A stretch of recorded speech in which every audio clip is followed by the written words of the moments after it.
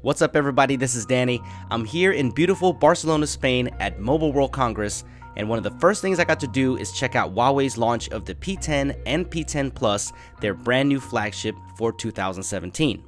The venue was packed. People all over the world came here to see what was next for arguably one of the best companies in the smartphone space right now. They announced the Huawei Watch 2, but after I left the building, I was able to get this, the brand new P10, to share with you guys. I want to thank Huawei for making my very first MWC trip possible and sponsoring this journey and the video. It's an unreal experience so far. I've been using this device for about 24 hours, so I want to share my thoughts with you so far, and I want you to let me know what you would like to see covered in more detail in the follow-up video. First, let me show you what comes with the P10, a really unique box by the way. And first you get the phone, and then you get all kinds of other goodies with it. First, there is a sleeve here that includes a clear and kind of frosted back case and some paperwork. Then you get the USB-C cable and some headphones. Then you also get the wall adapter for your country. There were a ton of colors announced at the event, including a really nice green which they partnered with Pantone on. It's stunning in person, but the one that caught my eye is this one, and this is the shimmer blue. It has their new hyper diamond cut finish on the back, and depending on how the light hits it, the color can change a little, and the phone has a much better grip than normal metal phones. It's not slippery, and with a smaller 5.1-inch screen form factor, it fits nice into the hand, and combined with the texture home button, it's well positioned, very tactile, and I like the way it feels, very premium. The 5.1-inch display is an IPS 1080p panel. It looks very sharp and bright, but if you want Quad HD and a larger 5.5-inch display, you'll have to go for the P10 Plus, which I hope to get my hands on very soon.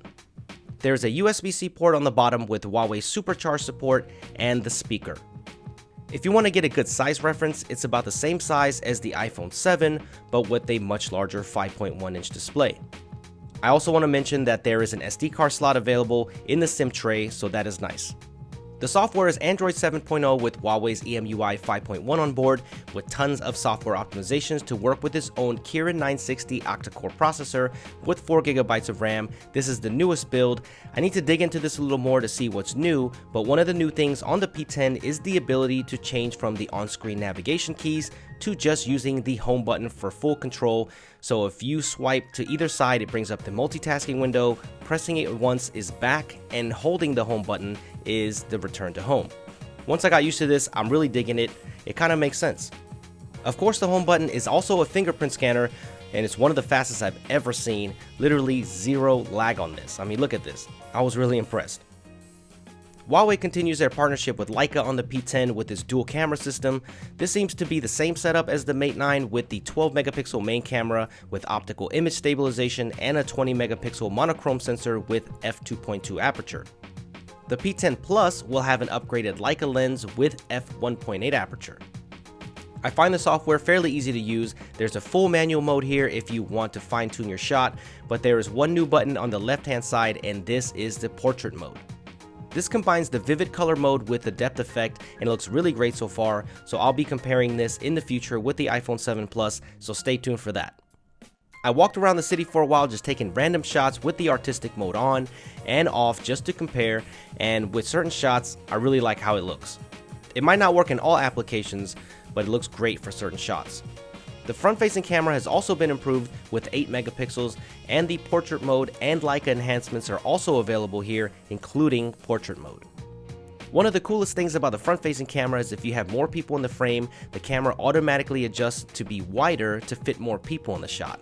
This is awesome. Of course, I can't get a full perspective of this phone in 24 hours, so stay tuned for the full review. I'll put the 3200 mAh battery to the test, and also the 4K video recording the entire time I'm here in Barcelona, and share that with you very soon. So let me know what you want to know more about in the comments below, and I'll do my best to include it. And let me know what you guys think of the P10. Click that like button if you enjoyed this, and I'll see you guys again very soon in the next video.